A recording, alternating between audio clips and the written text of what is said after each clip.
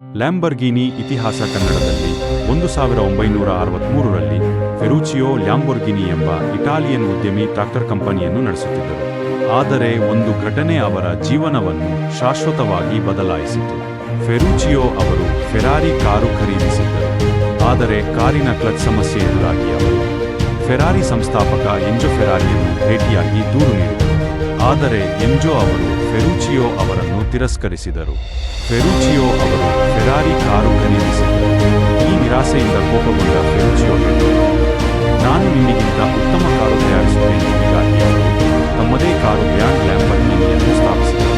ಲ್ಯಾಂಬೊರ್ಗಿನಿಯ ಮೊದಲ car 350 GT